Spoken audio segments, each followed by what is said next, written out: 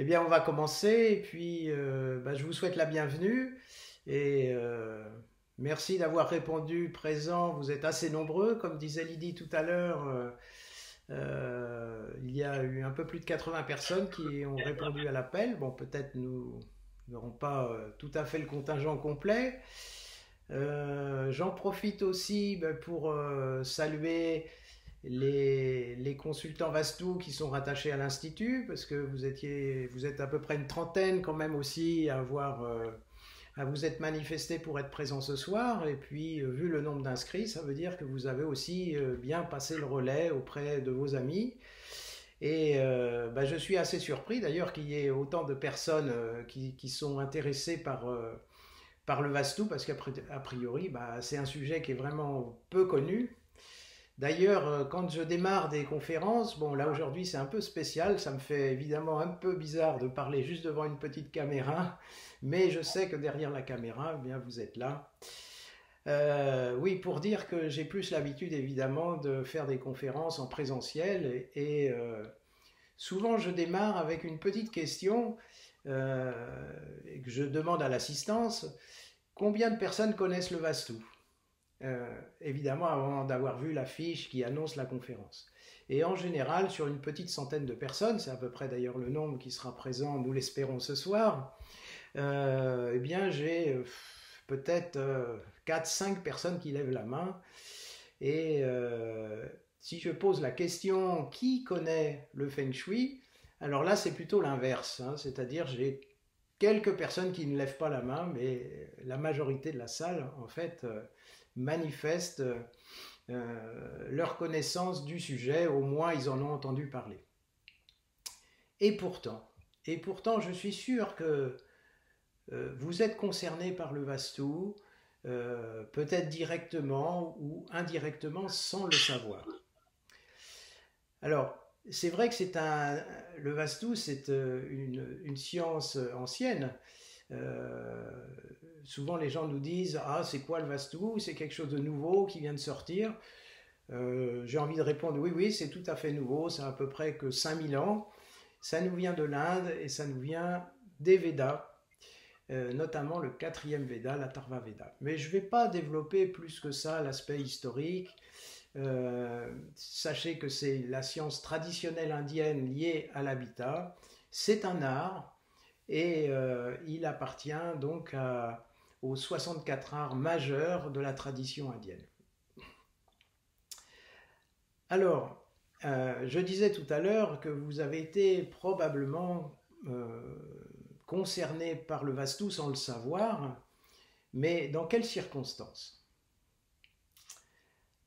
Alors, je vais donner quelques exemples et je pense que ça va vous parler. Vous avez peut-être remarqué dans, dans une ville, vous vous promenez et puis vous avez des commerces et puis vous voyez qu'à un endroit vous avez un commerce liquidation totale et comme vous êtes un habitué de la ville, vous dites bah tiens c'est quand même curieux parce que dans cette boutique les affaires ne marchent pas. Alors que toutes les autres boutiques de la rue fonctionnent, mais celle-là, elle reste fermée pendant 2 ans, 3 ans, et puis tout d'un coup, bon, quelqu'un se lance parce que peut-être l'opportunité d'un loyer bas, d'une session de bail ridicule. Donc la personne s'investit et puis ça démarre et ça végète et souvent 1 ou 2 ans après, eh bien, cette même boutique ferme. Alors ça c'est un exemple, je reviendrai dessus tout à l'heure avec une explication vaste. Euh, Certaines personnes vont acheter un appartement ou rentrer en location dans un lieu, et puis peu de temps après, elles commencent à avoir des soucis de santé ou des problèmes matériels. Ça n'est plus comme avant, c'est-à-dire qu'on sent qu'il y a une rupture et que les temps sont plus difficiles. Alors évidemment, de là à faire le lien avec l'habitat, c'est pas dans notre culture. Et pourtant, et pourtant, il peut y avoir, vous décidez de vendre par exemple alors là ça va parler à ceux qui sont dans l'immobilier, des personnes souhaitent vendre leur maison et puis, ou leur appartement, et puis ça ne marche pas. Il y a des visites, mais ça ne se déclenche pas. Alors là, j'ai de nombreux exemples que je pourrais citer, j'en ai plein qui me viennent à l'esprit, parce que c'est une des indications, justement, de personnes qui nous sollicitent. Et ça ne se vend pas, ça ne se vend pas. Pourquoi? Parce que l'énergie n'est pas saine. Et en fait, malgré que le bien soit au prix du marché, ça ne fonctionne pas, ça ne marche pas.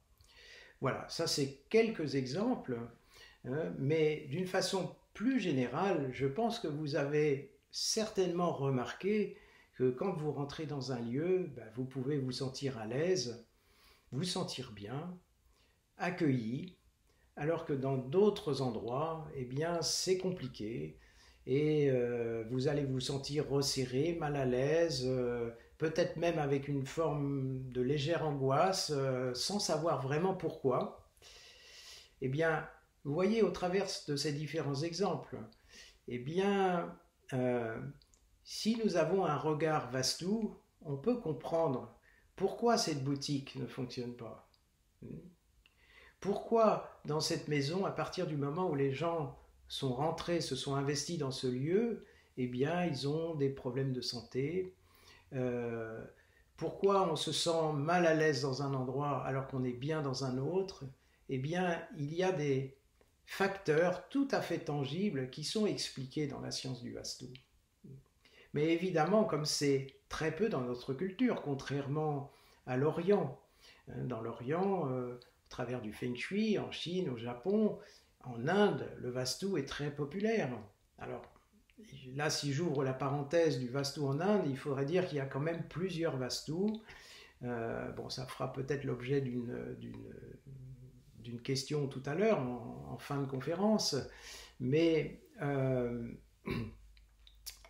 disons que beaucoup de personnes en Orient ont cette conscience de l'énergie de l'habitat. Alors l'énergie de l'habitat, pour nous en Occident, ben, on pense d'abord à l'énergie calorique. Il faut que ça soit bien isolé, qu'on n'ait pas trop de perte d'énergie. Mais là, nous ne sommes pas en train de parler de cette énergie. C'est plus subtil. Et évidemment, dès qu'on parle de subtil, les gens nous disent oh là là, ça y est, ça commence à dériver, c'est pas des choses qui sont rationnelles. Oui, mais il n'empêche que la science du Vastu, par euh, je dirais son modèle et sa compréhension de l'énergie de l'habitat, eh bien, on voit que ça s'applique et on voit que ça fonctionne. Donc, c'est pas parce qu'on n'arrive pas à expliquer quelque chose rationnellement que cette chose n'existe pas. Vous savez, au début du XXe siècle, il y a des scientifiques tout à fait sérieux qui ont dit oh là là, dès qu'il y a eu les premières voitures qui ont fonctionné, eh bien, oh là là, au lieu de si on dépasse 40 ou 50 km/h, eh bien, le corps ne supportera pas. Il y en a d'autres au moment où les premiers avions s'approchaient des vitesses supersoniques. Non, c'est pas possible, tout va se désintégrer si on dépasse la vitesse du son. Donc vous voyez, il y a toujours une défiance par rapport à l'inconnu au nom d'une approche scientifique qui, à mon sens, ne l'est pas. Le vrai scientifique, pour moi, n'exclut pas quelque chose qu'il ne comprend pas, tant qu'on ne lui a pas fait la démonstration vraiment par A plus B que, effectivement, la chose ne fonctionne pas, est erronée. Mais le Vastu a pour lui quelques milliers d'années d'expérience, et pour ma part, ça fait modestement 25 ans que j'œuvre dans le Vastu, eh bien, j'ai pu constater qu'effectivement, il y avait vraiment un avant et un après quand on fait une intervention Vastu en termes d'énergie. Alors là, j'ai posé quelques problématiques, mais il peut y en avoir de multiples, soit en termes de santé, soit en termes de matérialité. Alors le Vastu, je vais commencer à placer un petit peu le décor, et évidemment dans des grandes lignes, parce que je ne peux pas en une demi-heure vous faire un exposé complet sur la discipline, mais je vais essayer de prendre quelques exemples pour illustrer en fait qu'est le Vastu et comment il peut fonctionner. Et puis ensuite, je vous propose qu'on puisse échanger au travers de questions, ce qui me permettra peut-être de développer certains points. Alors, le Vastu, c'est l'énergie de l'habitat. Et quand on parle de l'énergie de l'habitat en termes Vastu, on comprend en fait, cela comprend plusieurs domaines. Il y a un domaine, on va dire, de structurel, c'est-à-dire physiquement, comment physiquement l'habitat se structure, dans ses proportions, dans son orientation, dans son implantation sur ses limites de terrain, l'environnement, s'il y a une rivière, une montagne à côté, ben, il va y avoir des influences, mais qui sont structurelles dues à l'emplacement, l'orientation, la situation de l'habitat. Dans le domaine, je dirais, structurel, il y a aussi un autre volet qu'on appelle la géobiologie, qui commence à être bien connu maintenant en Occident, qui concerne tout ce qui se passe dans le sous-sol. Les réseaux telluriques, le fameux réseau de Hartmann, je pense que la plupart d'entre vous ont déjà entendu parler de ce réseau, eh bien, réseau Curie, différents types de réseaux électromagnétiques qui sont au niveau du sol et qui vont avoir une influence sur nous, êtres humains. Un exemple aussi très classique, ce sont les veines d'eau souterraines. On sait, bon, c'est connu notamment dans les campagnes, les anciens savent bien que s'il y a une veine d'eau qui passe sous la maison, en général, c'est pas très bon, c'est pas très sain en termes de santé. D'ailleurs, je me souviens dans l'enfance, puisque j'ai quand même côtoyé quelques villages reculés dans le milieu de la France dans mon jeune âge, et je me souviens des personnes plus âgées qui disaient « Oh là là, mais cette maison-là, c'est une maison cancer ou c'est une maison qui a le mauvais œil ». Parce qu'en fait, les gens, quand ils vont dans ce lieu, eh bien, ils ont des problèmes, et notamment souvent des problèmes de santé assez graves. Alors, le structurel, c'est une grosse partie du Vastu. La géobiologie, on va dire, c'est à peu près un petit quart de la discipline. Et puis, il y a aussi un autre aspect qui est non des moindres, c'est ce qu'on appelle les mémoires acquises. C'est-à-dire qu'un lieu, il a une histoire. Ça peut être déjà une histoire même dans la terre, dans le sol, de ce qui s'est passé antérieurement. Hein, parce qu'on peut se dire, oh, bah, c'est une maison neuve construite, mais oui, mais il peut y avoir des empreintes, y compris même sur le terrain. Mais la plupart du temps, évidemment, ce sont des mémoires acquises par l'historique du lieu au travers de ce qui s'est passé, des empreintes humaines. Et si un lieu a été chargé de malheurs, de violences, de différents actes difficiles, eh bien, il y aura des empreintes. Et alors évidemment, là, on est dans un domaine un peu plus borderline, mais pourtant, le Vastu nous en parle. Il y a d'ailleurs des travaux très intéressants, notamment du japonais Emoto, sur la mémoire de l'eau. Si vous ne connaissez pas, je vous encourage à découvrir, qui montre en fait que la matière peut recevoir une empreinte à partir du moment où elle est soumise à une expérience. Et si c'est une expérience heureuse, ben, il y a des belles vibrations, des bonnes vibrations qui s'installent. Et à l'inverse, si ce sont des épreuves, des situations difficiles, eh bien, il va y avoir une empreinte négative. Donc, vous voyez, le Vastu, c'est très très complet comme discipline, parce que ça va du plus structurel, du matériel.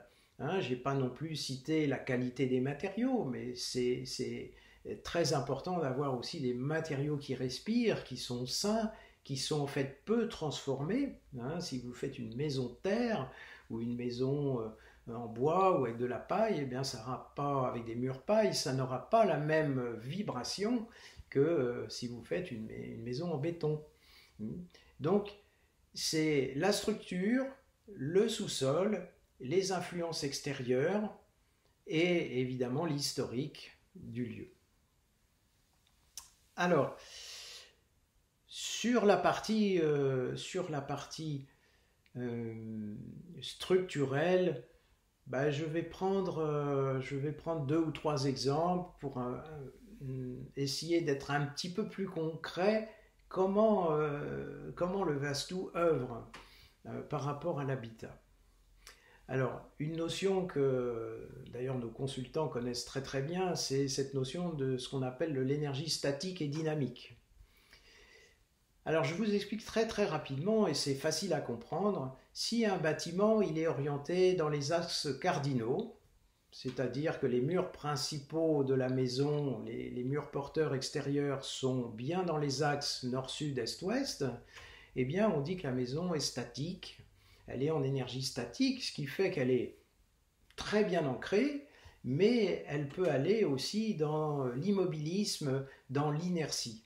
Et les personnes qui vont habiter un lieu comme celui-ci, eh bien, peuvent être justement un petit peu scotchés au canapé et un peu trop dans la décompensation, puisque, si vous voulez, la qualité de l'énergie est statique. Pour peu qu'ils aient d'ailleurs un tempérament eux-mêmes un peu statique, hein, on dirait tamasique dans le vocabulaire du yoga, ou tempérament kapha pour ceux qui connaissent l'Ayurveda, eh bien si on est dans ce genre de maison, effectivement on va être décompensé et il pourra y avoir éventuellement aussi des problèmes de santé, puisque l'énergie ne circule pas, elle est statique. Eh bien, on peut avoir des maladies chroniques, pour citer constipation par exemple. Bon, ça peut être aussi des problèmes circulatoires puisque ça ne circule pas. Un tempérament très dynamique, peut-être que cette maison statique lui conviendra un peu mieux, puisqu'il y aura un phénomène de compensation. Alors, si maintenant on prend cette maison et qu'on la place sur des roulettes et qu'on lui fait faire 45 degrés, vous voyez, on imagine qu'on peut la tourner et qu'on la met complètement dans la diagonale.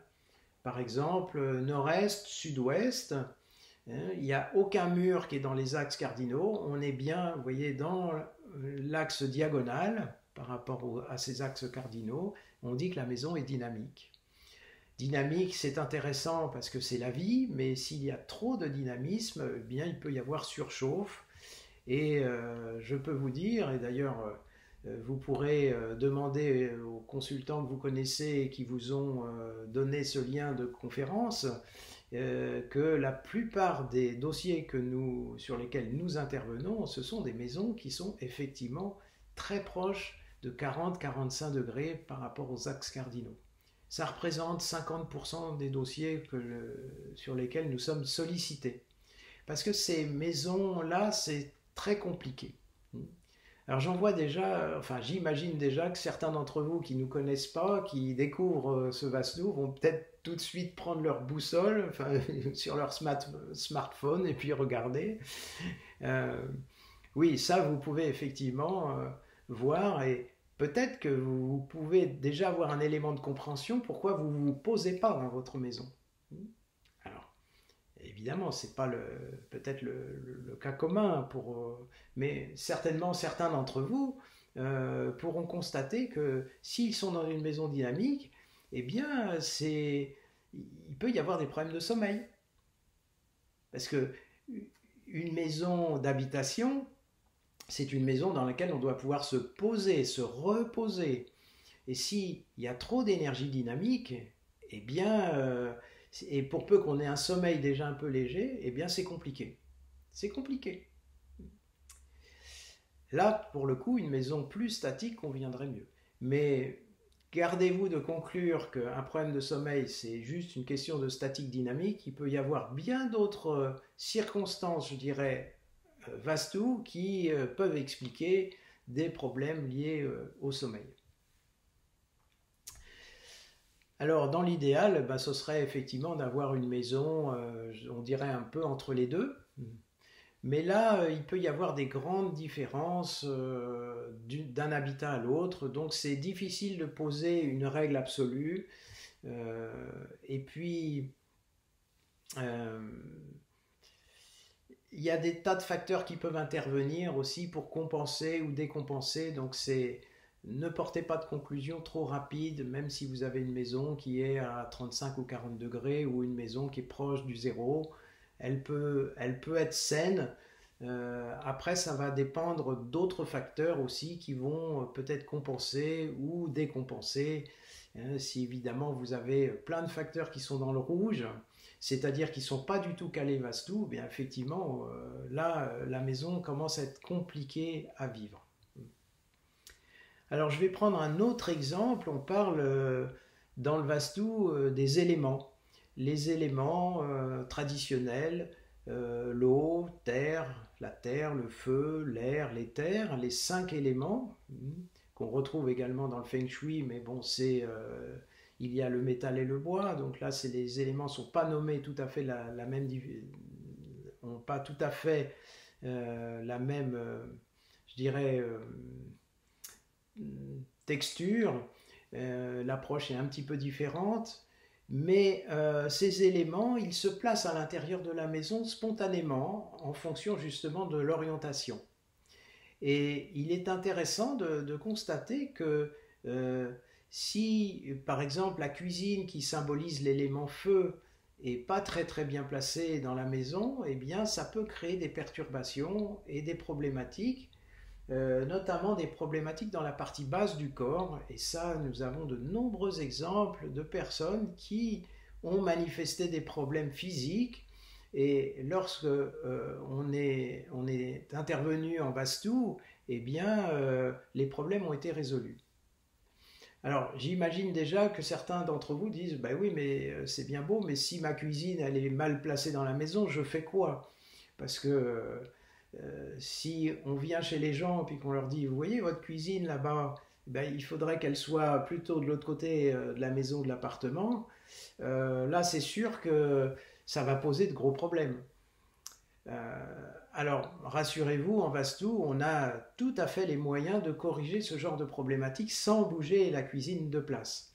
C'est comme le statique et le dynamique de la maison. Hein, si votre maison est totalement statique à zéro, puis qu'effectivement vous constatez que la maison elle est très lourde en termes d'énergie, très statique, très pesante, eh bien la maison n'est pas sur des roulettes. Alors heureusement, nous avons aussi une méthode qui fonctionne très bien pour ramener l'équilibre, ce qu'on appelle l'équilibre statique dynamique. Et c'est assez facile à faire et c'est très peu impactant en termes d'opération sur la maison. Ça, c'est aussi un des grands avantages du Vastu, c'est que on va pouvoir pratiquement corriger 99% des problématiques en étant très peu interventionniste. Et aussi un grand atout du Vastu, c'est que les modifications qu'on va apporter à l'habitat sont stables. C'est-à-dire qu'elles ne vont pas dépendre, si vous voulez, de la saison ou d'une année sur l'autre. Ce sont des actions très structurelles. D'ailleurs, dans le Vastu, on parle de corrections primaires. Et il y a aussi des corrections de type secondaire qui, elles, peuvent être plus sujettes, si vous voulez, au rythme cosmique. Comme par exemple dans le Feng Shui, on a, si vous voulez, effectivement des organisations d'habitat qui sont très reliées, si vous voulez, à l'astrologie. Ce qui fait que ce qu'on fait à une saison, bah, parfois il faut amener quelques modifications entre, je sais pas, le printemps et l'automne ou d'une année sur l'autre, parce qu'il y a des énergies qui changent. C'est tout à fait vrai, bien sûr. Mais vous voyez, là, il y a effectivement une contrainte temporelle qu'on va pratiquement pas retrouver dans le Vastu, parce qu'on va agir sur les fondations de l'énergie, sur vraiment le structurel. Si la maison est mal orientée, vous pouvez faire toute la déco que vous voulez, eh bien vous n'allez pas corriger cet effet de mauvaise orientation. Donc là, il faut être structurel et connaître le moyen de pouvoir rétablir cet équilibre. Alors les éléments, bah, c'est intéressant, je vous ai parlé de la cuisine. Hein, imaginez la cuisine, elle devrait normalement être au sud-ouest, au sud-est, pardon. Alors, là, j'ai senti tout de suite nos consultants faire un petit bond sur leur chaise. le sud-est, c'est la zone privilégiée pour poser la cuisine. Alors là aussi, j'imagine, vous pouvez tout de suite vous dire, oh là là, regardons, prenons la boussole, regardons où est ma cuisine. Gardez-vous bien de conclure parce qu'il y a des exceptions. C'est pas parce que la cuisine ne sera pas au sud-est qu'elle sera forcément mal placée.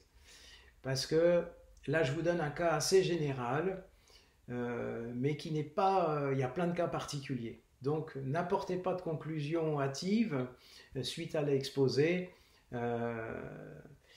Mais imaginons que, effectivement, cette cuisine, là donc où vous cuisinez, où il y a le feu, la symbolique du feu, ça soit en zone eau. C'est-à-dire dans la zone où normalement, si vous voulez, c'est l'affinité de l'eau. Eh bien, on imagine très bien que le feu dans l'eau, si vous voulez, ça ne fonctionne pas. Et effectivement, comme je vous le disais, il peut y avoir des problèmes dans la partie basse du corps, dans le bassin et dans les jambes. Ça m'a une petite anecdote. Nous sommes intervenus il y a quelques années avec Lydie dans un lieu en Corse où il y avait effectivement cette problématique et en questionnant la personne, elle me dit bah oui effectivement mon mari et moi on a quelques problèmes. Bon, je ne vais pas rentrer dans le détail.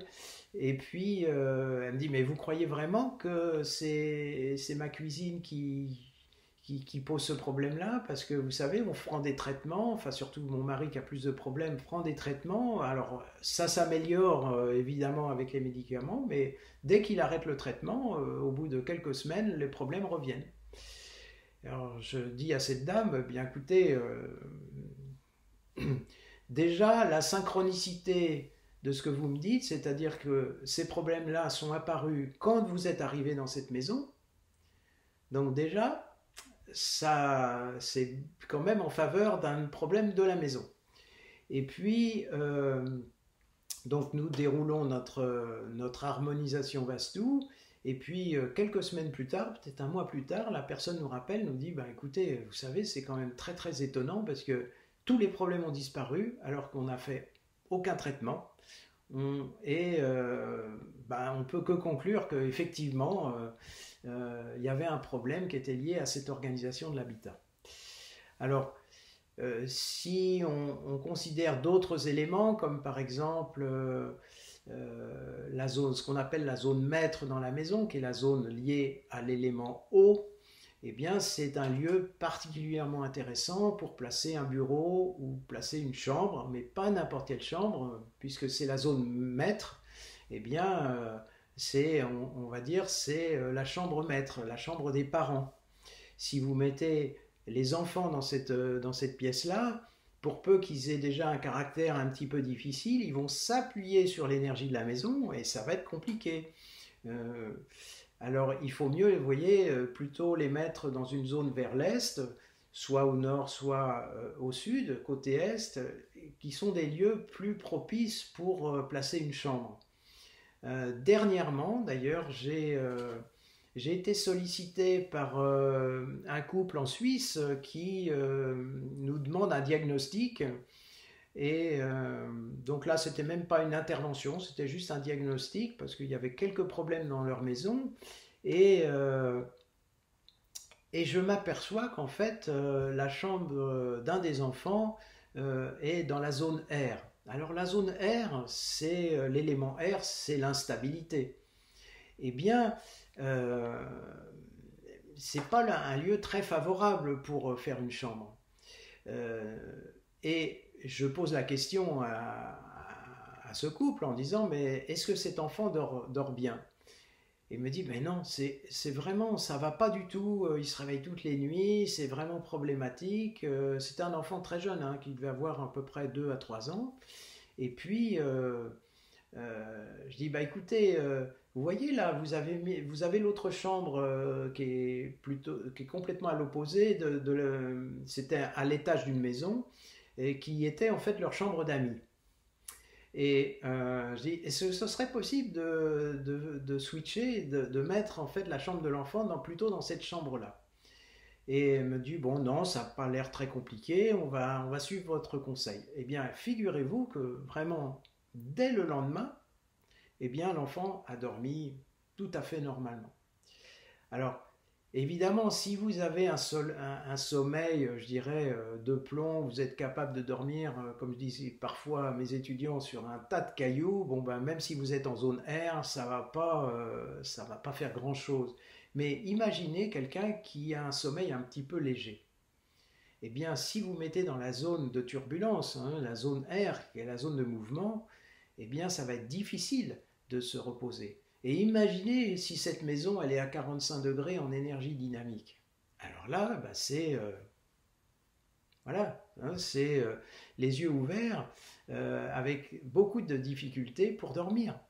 Vous voyez déjà, rien qu'en plaçant deux petits ingrédients vastou comme ça, on peut voir qu'on peut cumuler des choses et aller vers des problématiques. Alors vous pouvez effectivement toujours aller consulter le médecin pour j'ai des problèmes de sommeil et ci et ça. Oui, peut-être que vous avez un sommeil qui est un peu léger, mais vous êtes décompensé par votre lieu, par votre maison, votre appartement, et il faudrait déjà au moins compenser cette chose-là pour voir qu'est-ce qui reste du problème.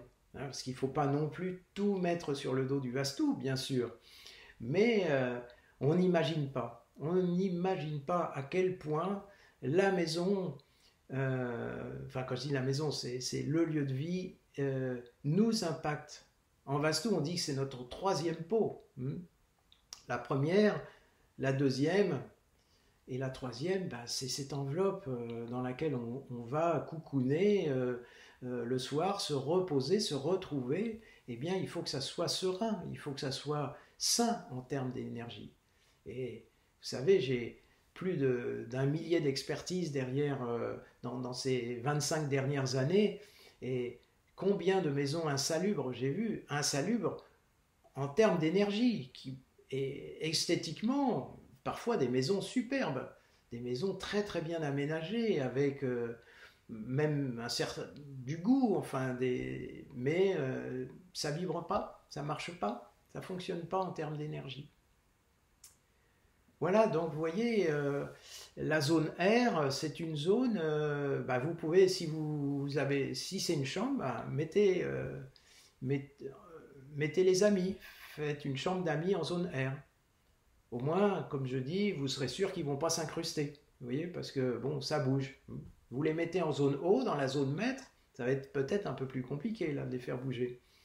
Oui, ça c'est juste une petite pointe humoristique, mais c'est pas complètement faux. Hein. C'est-à-dire que il y a des lieux, euh, la maison, c'est quelque chose de vivant. C'est quelque chose de vivant. Et ça a une logique. Et si on ne respecte pas cette logique, on n'est pas en accord avec la nature. Et c'est important d'être en accord avec la nature. Alors la zone éther, c'est une zone de création. On peut faire par exemple sa salle de yoga, mais ça peut être aussi un lieu très intéressant pour faire un bureau, surtout si on est dans un domaine par exemple de création, eh bien c'est une zone vraiment intéressante. Ça peut être tout à fait aussi une chambre, plutôt une chambre de fille d'ailleurs, puisque c'est l'aspect plutôt lunaire qui va dominer dans cette partie de la maison, alors que les zones solaires vont être plus favorables à l'énergie masculine. Alors, plein d'autres critères peuvent être énoncés. La forme des toitures, si vous avez une piscine par exemple, bah, une piscine mal placée, ça peut totalement plomber une maison. Mais vraiment. Et là, je parle uniquement de lieux d'habitation, mais imaginez des lieux professionnels. Ah oui, je peux revenir quelques instants sur ces boutiques qui ne fonctionnent pas. Eh bien, il peut y avoir par exemple un vortex d'énergie pathogène juste sur le pas de la porte. Eh bien, les gens ne rentrent pas dans la boutique.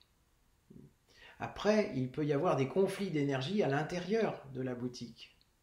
Et les gens ne restent pas. Il peut y avoir un cumul de problèmes qui font qu'il y a une mésentente, il y a toujours du conflit, c'est très conflictuel, notamment vous voyez, dans les lieux qui sont à 45 degrés.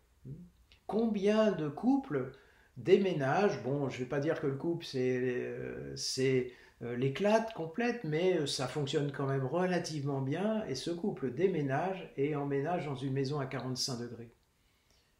Eh bien, 45 degrés, hyper dynamisme. Le burn-out n'est pas loin si on est déjà dans un tempérament un petit peu excité, hein, un vata pitta, vous voyez, pour ceux qui connaissent l'Ayurveda, hein, ou Rajasic, on dirait pour ceux qui connaissent le yoga, eh bien, c'est électrique comme ambiance. Ça, moi, et on a vu effectivement des couples qui éclatent parce que ils sont, c'est comme s'ils étaient tout le temps agressés, vous voyez, dans cette maison. Alors, c'est pas agressé dans le sens où l'énergie ne peut leur permet pas de se reposer. Et s'il n'y a pas de repos, ben, au bout d'un moment, vous voyez, on dit on a les nerfs à fleur de peau, eh bien oui, si effectivement le moindre petit conflit, plutôt que d'essayer de le résoudre d'une façon intelligente, bah, ça pète et voilà, bon, après on peut dire c'est dans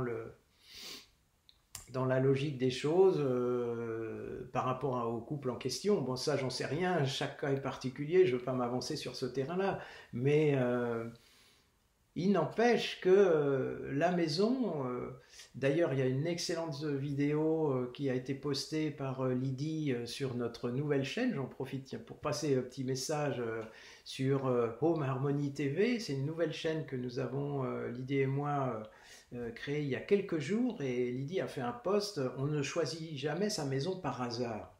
Mais effectivement, hein, il y avait un parallèle qu'elle faisait très, très bon avec effectivement le couple. On ne choisit pas son partenaire de vie par hasard. Bien, c'est comme on dit souvent, c'est les névroses qui s'emboîtent bien, vous voyez. Eh bien, avec la maison, on ne va pas forcément trouver la maison, je dirais, idéale en termes d'énergie, mais la maison qui nous convient en termes d'énergie, au moins pour un moment, et qui va peut-être appuyer sur certaines problématiques qui vont nous permettre d'évoluer.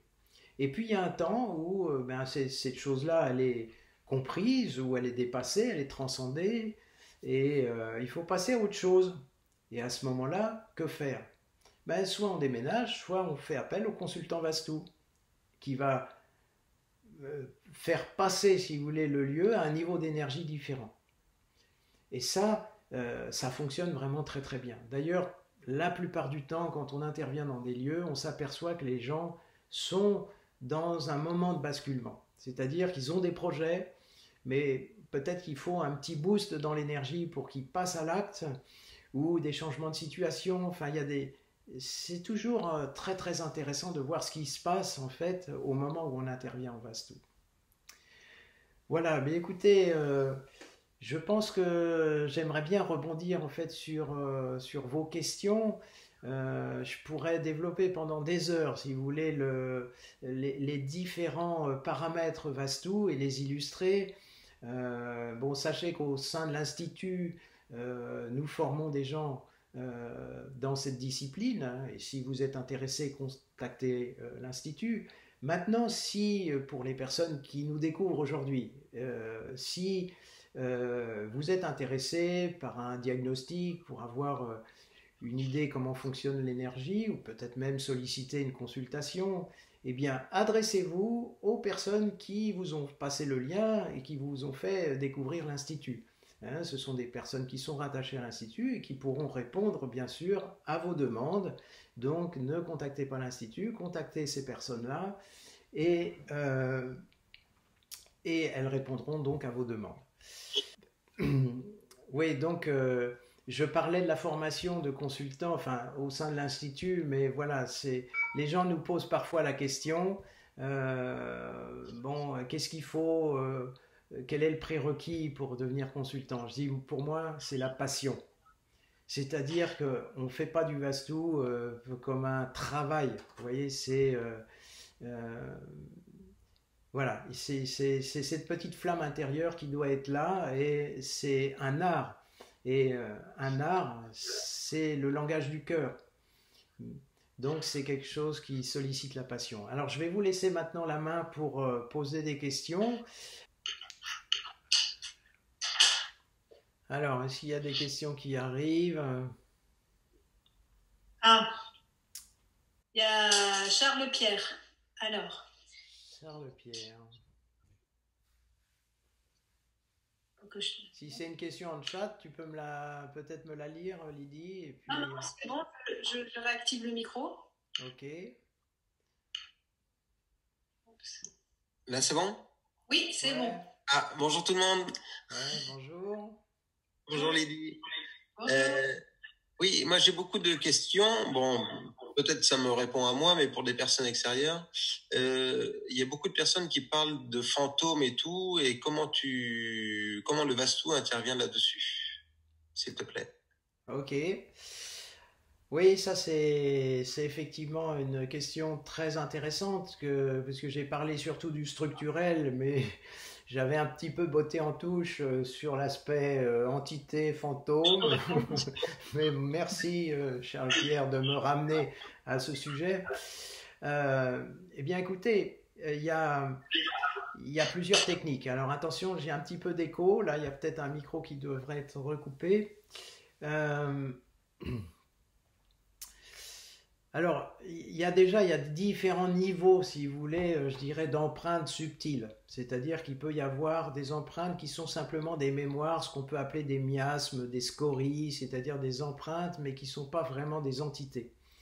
Donc là, en général, si on fait un bon nettoyage avec des moyens très classiques, comme par exemple fumigation de sauge, ça c'est assez connu, bon, ça permet de libérer à partir du moment où c'est pas trop incrusté.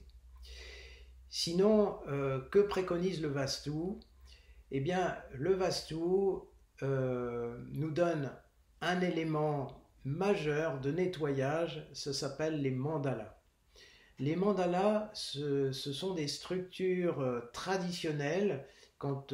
Si certains d'entre vous connaissent l'Inde et ont visité des temples, quand vous rentrez dans un temple, eh bien, vous avez au sol des incrustations, ça fait comme une rosace, et c'est un mandala.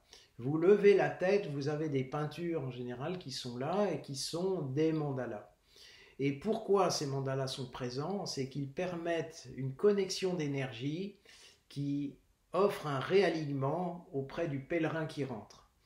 Euh, c'est en fait un grand nettoyeur, mais pas simplement des individus, je dirais, présents en chair et en os, mais également dans le monde subtil. C'est ce qu'on appelle la force de l'égrégore, c'est-à-dire que ce mandala, il est rattaché à un niveau d'énergie subtil qui est un catalyseur d'énergie.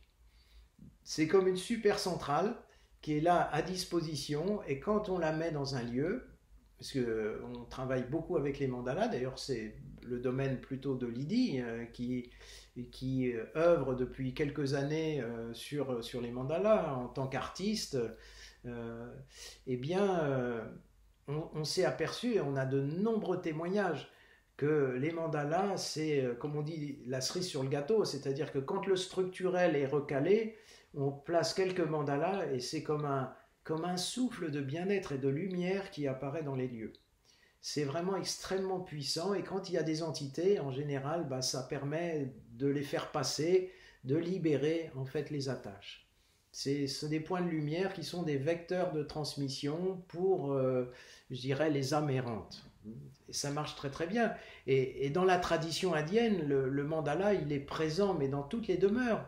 Les femmes traditionnellement se transmettent cette science des mandalas au travers des kolam, c'est-à-dire ces petits dessins qu'elles font tous les matins devant le pas de porte de l'habitat. Alors souvent c'est très simple, c'est une petite fleur de lotus avec de la poudre de riz, mais à l'occasion de certaines fêtes, ces collams peuvent être des véritables œuvres d'art avec plein de couleurs, c'est magnifique et c'est pour aussi accueillir la bonne énergie dans la maison.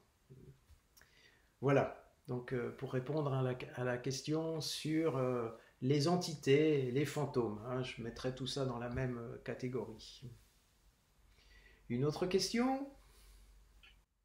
Oui, Laurent, je voulais ajouter autre chose aussi par rapport à ça, c'est que c'est difficile de faire le distinguo entre des entités et des mémoires, parce que tu sais, tu as mis tu as fait le distinguo, tu as dit qu'il y avait deux catégories, hein. Et du coup, c'est assez difficile. On a tendance à penser qu'on a souvent des entités dans sa maison, alors que ce sont des mémoires résiduelles. En fait, il n'y a pas tant d'entités que ça dans les maisons. C'est-à-dire qu'il y a... Je voulais dire. Oui, excuse-moi. Je voulais l'illustrer comme ça. Oui, Laurent. Il y a des, disons, des personnes avec certaines failles intérieures qui peuvent être des points d'entrée. Donc, il peut y avoir aussi des lieux qui, de par leur structure vibratoire, attirent aussi. On a rencontré, Lydie et moi, quelques dossiers comme ça où on avait l'impression que c'était le hall de gare, si vous voulez. C'est-à-dire qu'effectivement, il y avait plein d'entités, mais c'est pas si souvent. Effectivement, comme dit Lydie, c'est quand même assez rare, ces lieux, et c'est souvent des empreintes, des mémoires qui sont là, liées à, on va dire, un passé névrotique du lieu.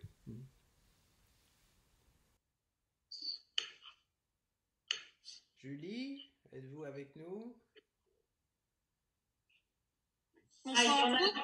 Il y en a deux. Ah oui, non. Vous m'entendez là, c'est bon? Oui, là, oui. Bon. Alors, bonsoir et enchantée. Enchantée de rencontrer Laurent et Lydie depuis le temps que j'entends parler de vous. Du coup, moi, c'est Marie-Joëne en fait qui est intervenue dans ma maison. D'accord. C'est vrai que moi, je ressentais pas de soucis particuliers. Je me sentais très bien dans cette maison, mais je sentais plein de petites choses en fait qui se détraquaient dans une maison très récente quand même. Mais voilà, plein de petites choses comme ça qui s'abîmaient, rien de bien méchant. Mais du coup, Marie est intervenue et ça a été assez impressionnant en fait parce que apparemment ma maison était pas du tout bien calée. Et quand elle a travaillé sur la maison, ça a été assez long. Il y avait pas mal de choses finalement à revoir. Et ce qui a été très drôle, c'est que quand Marie a réussi à recaler la maison, selon ses termes très spécifiques, on l'a ressenti aussitôt. Moi, ça m'a tourné la tête, comme si j'avais bu. C'était très bizarre en fait. C'était vraiment le ressentais aussitôt. Et puis depuis... c'est difficile à dire depuis, là c'était en fait au déconfinement qu'on a fait ça. Depuis, disons que c'est des changements très subtils en fait au niveau des ressentis. C'est ça qui est assez intéressant parce que on sait pas trop en fait, c'est vrai que c'est très progressif en fait. Donc c'était plus pour un retour d'expérience, mais c'est une expérience vraiment très très très intéressante. Et je pense qu'il n'a pas fini de porter ses fruits. Voilà. Oui, merci Julie pour ton témoignage. Effectivement, l'élixir Vastu apporte une certaine ivresse. Combien de fois j'ai eu des personnes qui, au moment du Vastu, on se dit mais qu'est-ce qui se passe? J'ai l'impression d'être comme sur un bateau, là ça tourne. Même parfois, les personnes sont obligées de s'asseoir, s'allonger 2 minutes parce que ça bouge énormément dans l'énergie et surtout, c'est le moment où ça bascule. C'est là en fait où il y a du contraste. Bon, après évidemment, on se recale nous-mêmes dans nos énergies par rapport à la nouvelle vibration du lieu et c'est plus subtil. Mais quand l'intervention se fait, d'abord c'est immédiat et puis c'est vraiment puissant. Et ce que je voulais aussi peut-être ajouter, c'est que là nous parlons essentiellement de lieux d'habitation, mais dans les lieux professionnels, c'est extrêmement intéressant de voir l'impact du Vastu. Nous sommes intervenus déjà dans de nombreux locaux professionnels, y compris même dans des grosses structures comme des hypermarchés, et donc où là il y a effectivement plusieurs centaines d'employés, et c'est intéressant de voir en fait l'impact du Vastu, comme la vibration du lieu change. Eh bien, il y a un turnover, si vous voulez, au niveau du personnel qui se met en place. Et en général, c'est plutôt les éléments qui étaient perturbateurs qui s'en vont pour laisser la place, si vous voulez, à d'autres personnes qui sont beaucoup plus en adéquation avec ce niveau vibratoire plus haut. C'est très intéressant et ça, on l'a remarqué de nombreuses fois et la synchronicité, elle est évidente hein, parce que c'est pas 6 mois après, c'est dans les jours et semaines qui suivent. C'est vraiment très très étonnant. Il y a une autre question de Sandrine. Si un enfant a l'impression d'être suivi, est-ce que ça peut être lié au lieu? Là, ce sont des questions assez... c'est difficile de généraliser à partir de ça, c'est-à-dire que ça peut, mais il peut y avoir aussi d'autres choses. Euh, c'est vraiment, là, il faudrait vraiment voir spécifiquement la personne. Je peux pas répondre parce que, vous savez, c'est souvent d'ailleurs avec les étudiants, des fois ils me disent, mais tu réponds pas à la question. Oui, mais c'est difficile à partir d'un cas particulier, si vous voulez, de pouvoir faire une extension assez générale. Euh, Là, si je peux répondre, oui, peut-être, mais voilà, c'est un peut-être. La maison, en tout cas, elle impacte énormément. À tel point d'ailleurs que, bon, c'est pas tout à fait en réponse à cette question, mais ça me fait penser, si vous voulez, que il y a des personnes qui parfois ont leur maison d'habitation et puis bon, ils ont un peu d'économie et puis ils achètent une nouvelle maison. Ils vont pas l'investir, hein. C'est une maison, bon, je sais pas, c'est peut-être pour une vigilature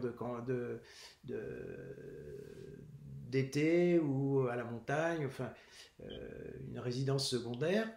Et à partir du moment où ils achètent cette maison, ils commencent à avoir plein de problèmes. Vous voyez? Donc, si vous voulez, il peut y avoir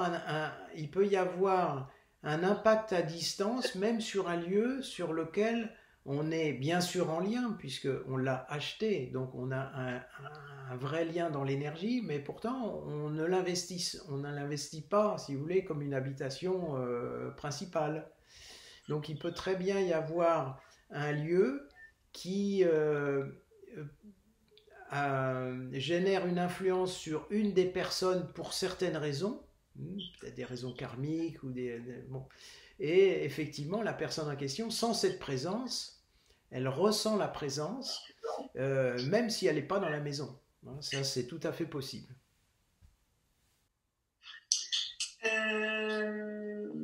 Alors après, c'était Isabelle qui demandait des renseignements sur la formation, les inscriptions, mais peut-être ça à la fin.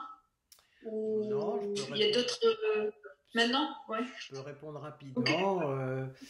De toute façon, vous avez quand même une information qui est assez détaillée sur notre site, l'Institut, donc c'est Institut français de Vastu. Hein.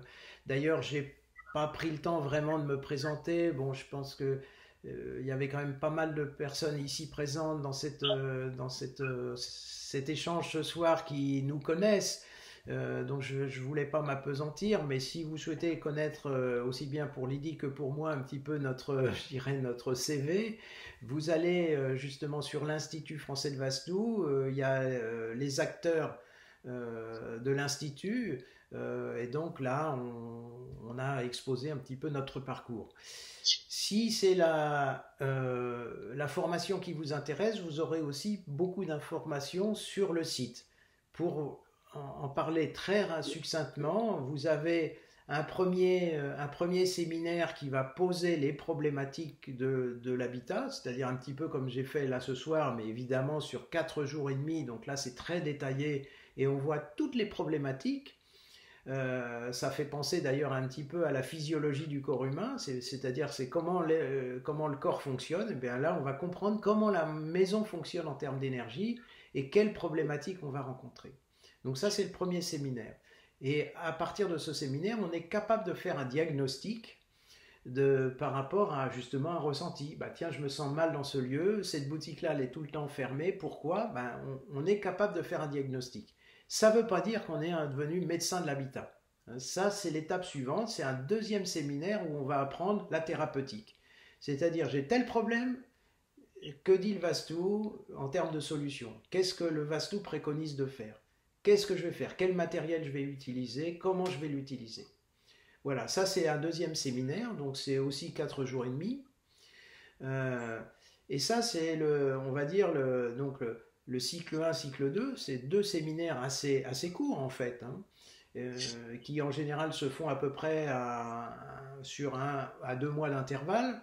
Et à partir de ce deuxième séminaire, on va commencer dans la pratique sur le terrain. Et on va faire 2 dossiers avec vous pour commencer à vous montrer le maniement sur site, comment ça se passe, le Vastou en réel, hein, sur une maison, sur un appartement. Et puis ensuite, vous allez être suivi en supervision, en assistance.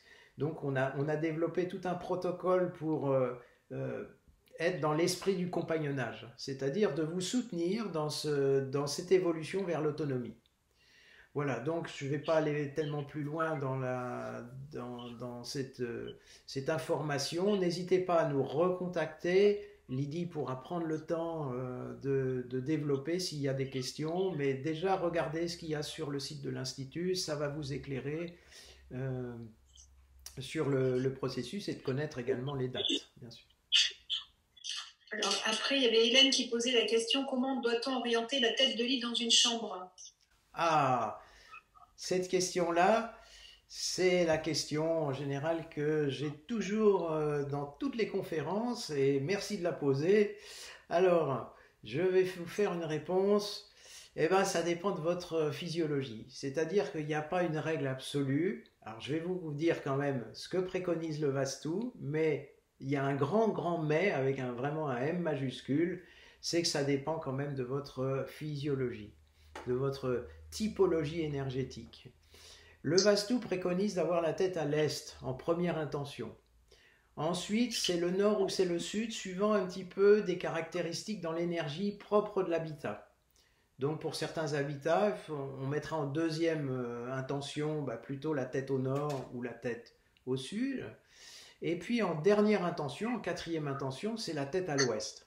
Hein, d'ailleurs, quand on dit, vous savez, tu as la tête à l'ouest, hein, en général, c'est quand même pas bon signe. C'est-à-dire que tu es un petit peu décalé. Mais là encore, vous avez des personnes qui peuvent très très bien dormir la tête à l'ouest. Donc, faites des essais. Hein, c'est très simple. Une nuit, au lieu de mettre l'oreiller vous mettez l'oreiller où vous aviez les pieds habituellement, ça vous change complètement dans l'orientation. Et puis regardez comment ça fonctionne, si vous pouvez aussi tourner le lit. Bon, après, c'est vrai, quand j'interviens dans des petits appartements parisiens qui sont presque des boîtes d'allumettes, là il n'y a pas tellement de possibilités de changer. La position cardinale est relativement intéressante, mais vous voyez, si vous avez une maison qui est déjà un petit peu décalée à 10 ou 15 degrés par rapport aux axes cardinaux, si vous voulez mettre le lit dans la cardinalité, ça veut dire qu'il va être un petit peu en biais dans la pièce. Bon, ce qui n'est pas évidemment esthétiquement l'idéal, mais théoriquement, le mieux ce serait de dormir dans une des cardinalités, c'est-à-dire la tête vers l'est, la tête vers le nord, vers le sud, vers l'ouest, mais vous voyez, avec le corps bien dans cet axe, ça c'est le mieux. D'ailleurs, si vous avez un bureau à la maison, vous avez intérêt aussi à ce que votre bureau soit orienté cardinalement. C'est-à-dire que là, c'est moins problématique en général. On peut se décaler un petit peu pour être pas tout à fait dans l'axe par rapport au mur, pour pouvoir faire face à l'est ou faire face au nord, face au sud, face à l'ouest, pour avoir le corps dans la cardinalité au moment où on travaille. Hein, pour les étudiants, si vous avez des gamins qui sont étudiants, eh bien, vous constaterez que si vous pouvez leur décaler un petit peu le bureau pour bien le mettre dans un axe cardinal, ils seront mieux concentrés, ils seront moins fatigués.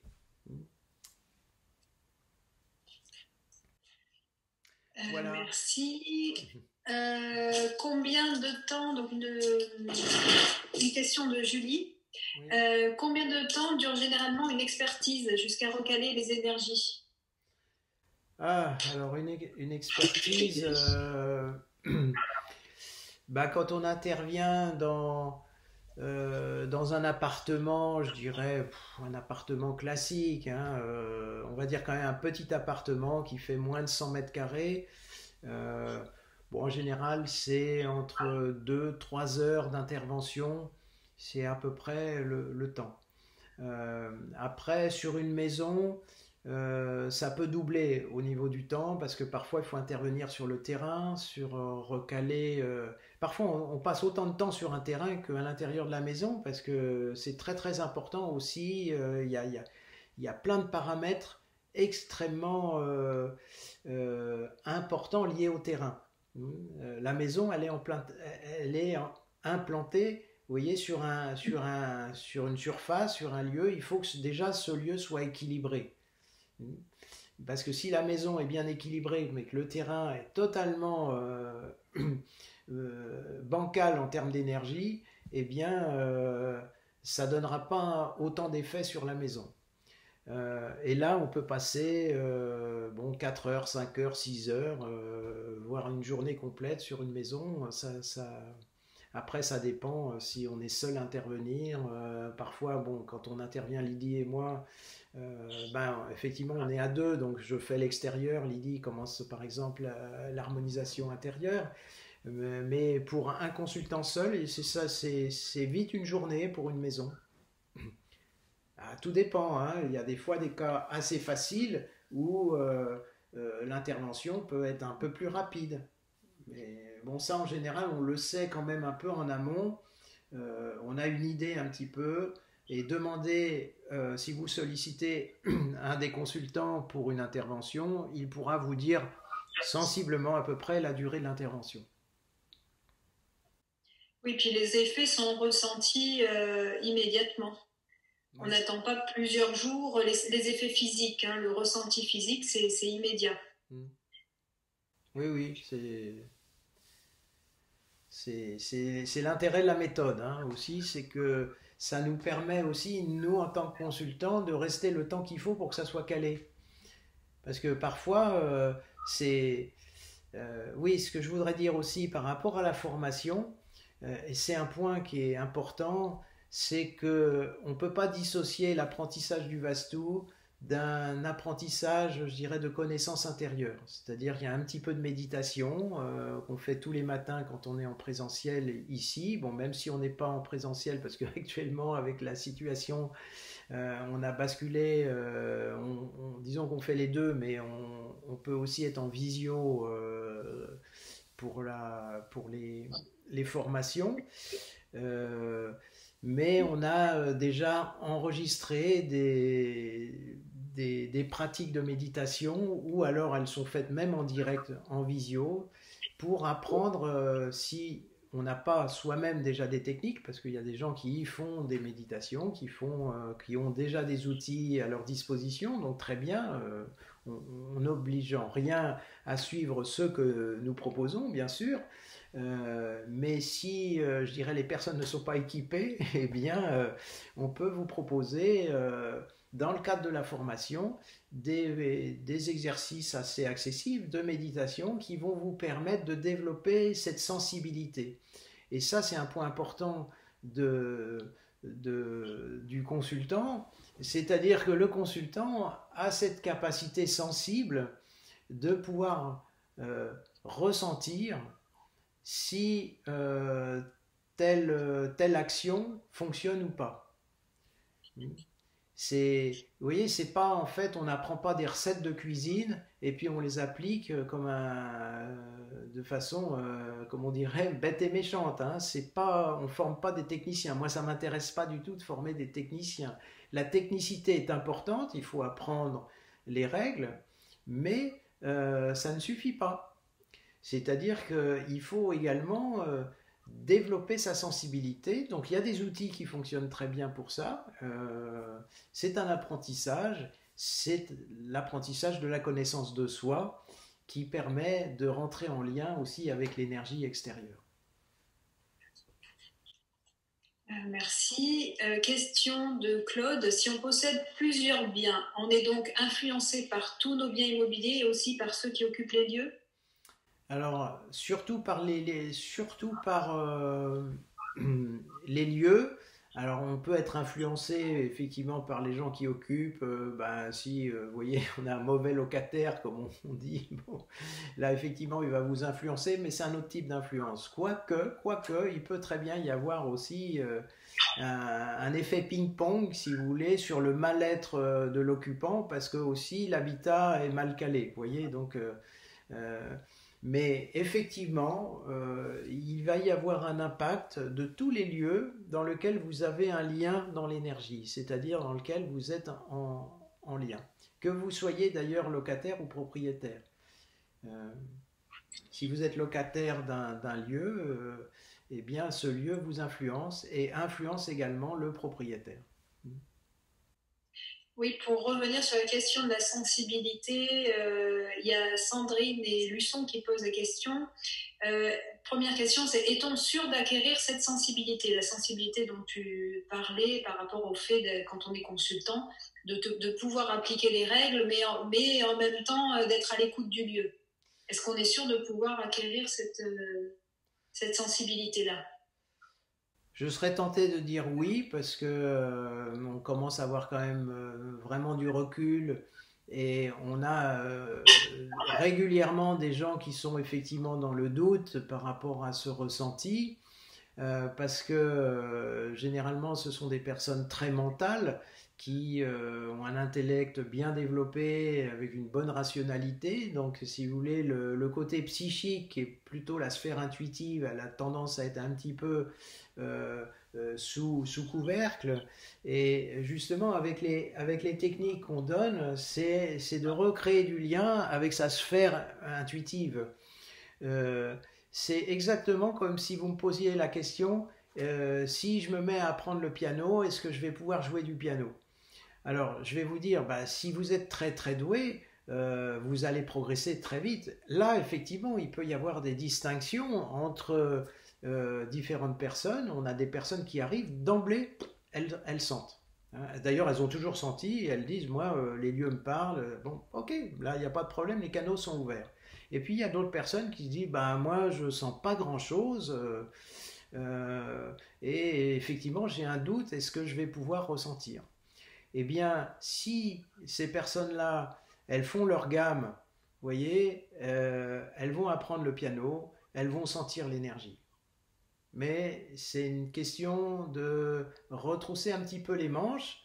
Si on n'est pas très très, je dirais, vous voyez, si on n'est pas très doué d'emblée, eh bien ça va demander peut-être un petit peu plus de travail. Enfin, bon, j'aime pas trop le mot travail, mais disons d'y consacrer du temps. Mais ça fonctionne. Ça fonctionne. Là, on a quand même maintenant une dizaine d'années de formation derrière nous et les personnes qui se mettent vraiment avec passion dans le Vastu, elles vont intégrer, si vous voulez, ces exercices et elles en ont un bienfait énorme, mais qui va bien au-delà d'ailleurs de l'apprentissage du Vastu. C'est se faire du bien intérieurement, ça rayonne dans tous les domaines de la vie, et pas simplement dans le domaine du Vastu. Mais je dis oui, ça, n'ayez crainte, si vous venez, on vous donnera les outils qui vous permettront de progresser dans vos ressentis et ça peut aller très vite. Ce qu'il y a, c'est qu'au début, souvent, on a le doute. Mais petit à petit, le doute va fondre parce que vous allez avoir des effets. Et à partir du moment où vous avez une ou deux fois vraiment un effet très très net, eh ben c'est gagné parce que là vous dites ah bah oui, là je peux pas passer à côté. Mais j'ai ressenti. Donc ça donne confiance. Et à partir du moment où on a confiance, eh bien le cœur s'ouvre et les contacts se font. Et du coup, à l'inverse, si la personne est trop sensible, Luçon demande comment faire. Est-ce qu'il y a d'autres techniques pour ne pas faire baisser sa propre énergie? Ah oui, très très important. Ça, c'est-à-dire qu'à la fois il faut l'ouverture et à la fois il faut l'ancrage. Et les personnes très sensibles, souvent, en fait, elles ont un ancrage qui est assez frêle. Euh, alors c'est une grande qualité, la sensibilité, mais je dirais qu'il y a toujours, on peut dire, le défaut de sa qualité. C'est-à-dire que il faut pouvoir, ça c'est la grande sagesse taoïste, hein, la voie du milieu. C'est-à-dire que euh, si on développe beaucoup de sensibilité, ça veut dire qu'il faut aussi développer beaucoup d'ancrage. Et souvent, il y a un décalage entre les deux, ce qui fait que je suis trop sensible, moi, je suis très perturbé. Dès que je vais dans un lieu, je vais mettre du temps à m'en remettre. Oui, bah effectivement, parce qu'on reçoit les choses, mais on ne sait pas très bien les gérer, parce que justement, quand la tempête souffle, bah, si vous voyez, il faut avoir des racines. Et si on a des très très bonnes racines, bah, on va balancer un petit peu, mais on tombe pas par terre. On met pas une semaine à se relever. Parce que c'est trop dur. Et là, il y a des techniques, hein. Alors là, vous savez, avant d'enseigner le Vastu, j'ai enseigné la méditation. La méditation, bon, je ne veux pas avoir un discours de vieux schnock, mais ça fait quand même maintenant pratiquement 50 ans que je mijote dans la méditation. Donc je connais beaucoup de techniques et j'apporte des techniques. Alors, assez pour le groupe, mais je peux aussi développer des techniques plus spécifiques pour des personnes qui ont un problème particulier. Après, il y avait une question sur les outils, une question de Marie. Est-ce que tu peux nous parler des outils utilisés pour les harmonisations? Oui, alors les outils sont de 4 ordres. Bon, on utilise pour le structurel, il faut utiliser de la matière. C'est-à-dire on va œuvrer avec du marbre, mais c'est pas n'importe quel marbre et on l'utilise d'une façon très particulière. Mais là, je vais pas rentrer dans le détail parce que c'est vraiment un apprentissage qui est d'ailleurs développé dans le volet thérapeutique dont je parlais tout à l'heure, c'est-à-dire dans le cycle 2, quand on apprend le Vastu, qu'on veut devenir un médecin de l'habitat, eh bien, on apprend les outils et là, on a la connaissance sur les outils. Donc, il y a du marbre, du cuivre. Le cuivre est extrêmement intéressant comme matériau parce qu'il rentre en résonance avec les réseaux cuivre terrestres et donc on peut s'appuyer, si vous voulez, sur un réseau extrêmement puissant en termes d'énergie et c'est comme des petits points d'appel dans l'énergie. Il faut encore savoir évidemment les utiliser de la bonne façon. Et puis, il y a une chose qui est assez connue, qui est d'ailleurs très connue dans le Feng Shui aussi, ce sont les effets miroirs, c'est-à-dire que les miroirs dans la maison, ça peut être aussi des éléments intéressants en termes d'énergie pour manipuler, pour diriger l'énergie. Ça peut être aussi des éléments perturbateurs. Ça, il faut faire très très attention avec les miroirs, en particulier dans les chambres, hein. Un miroir dans la chambre, si quand vous êtes assis sur votre lit, si vous voyez dans votre miroir, c'est pas bon, hein. Il faudrait ou virer le miroir, ou l'occulter, ou faire quelque chose. Vous voyez, là je vous donne des petits indices, déjà des petites clés que vous pouvez mettre en pratique tout de suite. Mais il y a bien d'autres problématiques qui sont liées au miroir. Je ne vais pas développer. Mais sachez que les miroirs peuvent être aussi des éléments correcteurs. Après, il y a les mandalas dont j'ai parlé tout à l'heure qui effectivement, eux, apportent de l'énergie et permettent de libérer des mémoires. Donc, dans les grandes lignes, si vous voulez, c'est ces 4 éléments-là. Bon, après, il peut y avoir des toutes petites variantes annexes, mais restons on va dire, dans les matériaux qu'on utilise le plus souvent. Le marbre, le cuivre, les miroirs, les mandalas.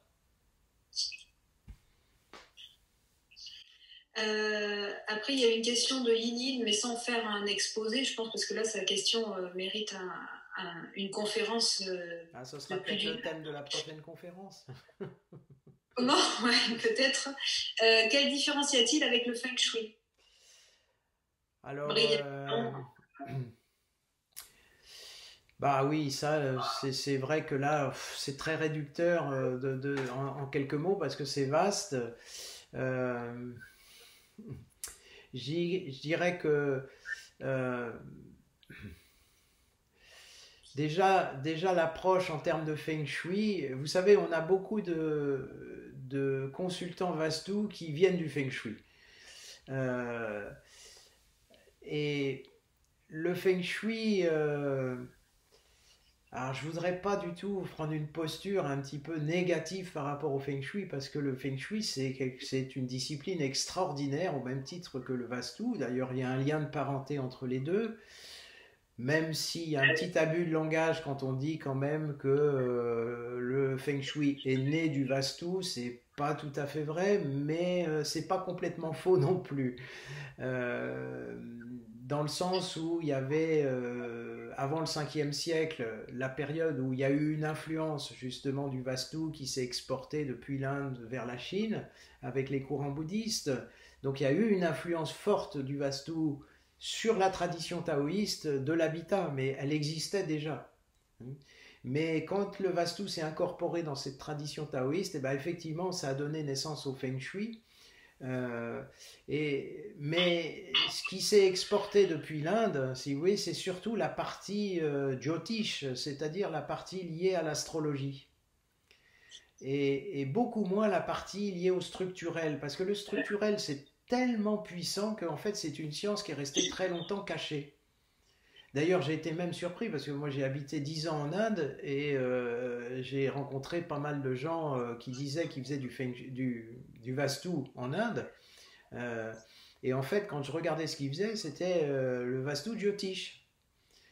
Et si vous questionnez des gens dans la rue, dans la population générale, tout le monde connaît le Vastu, hein, tout le monde sait, évidemment, ah oui, oui, c'est l'astrologie.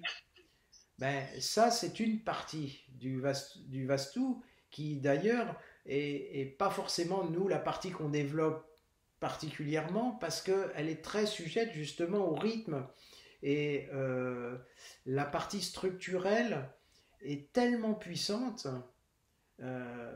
c'est puissant au sens que on peut, si vous voulez, aussi améliorer, mais comme tout outil fort, on peut aussi détériorer.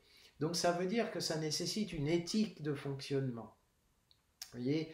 Alors, pour revenir à la question, le Feng Shui est beaucoup plus en relation avec les rythmes cosmiques, ce qui fait que effectivement, d'une saison à l'autre, d'une année à l'autre, eh bien l'organisation de l'habitat doit changer. Et puis, il y a certaines problématiques qu'on ne peut pas résoudre en Feng Shui. C'est-à-dire, enfin, on peut les résoudre, mais si on vous dit là, il faut casser un mur et là, il faut murer la baie vitrée, je ne suis pas sûr que vous soyez d'accord. Vous voyez. Euh, Alors que en Vastu, on sait faire ça, mais sans rien toucher à la structure. C'est-à-dire qu'on peut très bien murer la baie vitrée pour éviter, par exemple, que l'énergie s'échappe. Mais vous n'allez rien voir, c'est-à-dire que vous verrez toujours à travers de votre baie vitrée. Mais dans l'énergie, on l'a bloqué. Donc je dirais que on est très structurel et primaire avec le Vastu. On est un petit peu moins primaire et structurel avec le Feng Shui et beaucoup plus développé dans le côté de l'organisation intérieure qui est importante également. Bon, dans l'idéal, il faudrait avoir peut-être la connaissance un petit peu des deux aspects. On a d'ailleurs des consultants qui sont issus du Feng Shui et qui œuvrent à 80-90% Vastu quand ils interviennent chez quelqu'un. Et puis parfois, il y a la petite touche Feng Shui parce qu'ils ont cette connaissance-là et que ça apporte un plus dans la cohérence. Hein. Attention, je dis toujours, il faut être très très cohérent parce que c'est comme dans l'enseignement, vous voyez, de la méditation, parfois il y a une barre qui part par là, une autre qui part par là. Si vous voulez absolument avoir les deux pieds, un pied dans chaque barque, ben, si ça s'écarte trop, au bout d'un moment, vous tombez dans l'eau. Eh bien, pour cet apprentissage Vastu, quand les gens viennent du Feng Shui, je leur dis, bon, ok, mais vous laissez la parenthèse là, tout ça en parenthèse, et vous rentrez dans l'univers Vastu, et puis quand vous aurez la maturité, vous pourrez établir du lien et des ponts. Voilà, moi, effectivement, c'est un sujet qui pourrait être développé. On arrive bientôt à 22 heures. On va prendre une dernière question, Laurent. D'accord. Il y a Claude qui demande pour les livres. Est-ce qu'il y a des livres sur le Vastu? Ah oui, tu as un livre à côté, j'en connais un excellent. Attends. Oui. Ah oui, non, il y a une étiquette dessus. Hein. C'est surtout que là, pour le coup, il apparaît à l'envers. Vous allez sur, Ah, vous allez sur le site de l'Institut. il y a Charles Pierre qui a montré son livre aussi. D'accord. Oui, mais là, il n'est pas apparu à l'écran. Donc, Bon. enfin, il a dû apparaître, mais en tout petit, hein, si tu veux. Donc, D'accord. vous allez sur le site de l'Institut. Nous avons édité un livre l'année dernière, enfin maintenant il y a 2 ans, qui s'appelle Vastu Shastra, la médecine indienne de l'habitat. Et vous aurez déjà pas mal de bases qui apportent des éléments diagnostiques. Et il y a un petit peu de conseils aussi. Donc allez sur notre site, vous pouvez le commander en ligne. Après, il y a pas mal, il y a des livres en langue anglaise, il y en a quelques-uns. En langue française, franchement, il y a toujours des choses intéressantes dans chacun des livres, mais il y a pas mal de conneries aussi qui sont dedans. Donc, non, là je vais être chauvin, je vais dire lisez notre livre. Bon. Bon, je voudrais peut-être encore prendre une autre question pour pas finir sur cette... Ouais, petit mot de la fin, Laurent. Un petit mot de la fin. Eh bien, écoutez, en tout cas, ça a été pour moi un plaisir de pouvoir partager ce moment. Et eh bien, écoutez, j'espère qu'on en aura d'autres. On va mettre d'ailleurs cette conférence, on va la mettre en ligne sur notre site Home Harmony TV. Donc vous pourrez aussi éventuellement la réécouter ou la transmettre. Je pense notamment aux consultants qui sont liés à l'Institut. Vous pouvez vous servir aussi de cette conférence pour de la communication. Et puis n'hésitez pas aussi, dès que ça sera en ligne, à nous laisser des commentaires. Bien sûr, vous abonner, hein, parce que comme c'est une chaîne, elle a quelques jours, on a beau avoir 15 ou 20 abonnés, donc nous sollicitons votre adhésion pour la booster. Et puis, le Vastu, c'est une aventure. C'est une aventure que vous soyez simplement en demande d'une consultation. C'est un élément important, c'est un élément clé dans la vie. Et moi, j'aime mieux dire plutôt une initiation Vastu qu'une harmonisation Vastu. Parce que réellement, il y a un changement de fond, si vous voulez, qui fait que vous allez avoir un vrai support qui va vous porter, quels que soient vos projets. Et puis, si certains d'entre vous se sentent appelés par le Vastu, c'est-à-dire que ça résonne en vous, ça fait écho, eh bien, prenez contact avec l'Institut, nous aurons l'occasion d'échanger ensemble et puis, pourquoi pas, de commencer un parcours ensemble au travers de cette magnifique discipline que je vous encourage à découvrir. Hein. Ayez la passion, voilà, c'est ça qui est important. Soyez passionnés et à ce moment-là, tout se fait avec facilité. Ce sera le mot de la fin. Merci beaucoup pour votre participation, d'être venus si nombreux. On est honorés et touchés. Merci beaucoup. Merci à vous tous et à une prochaine fois. Je vous salue, au revoir.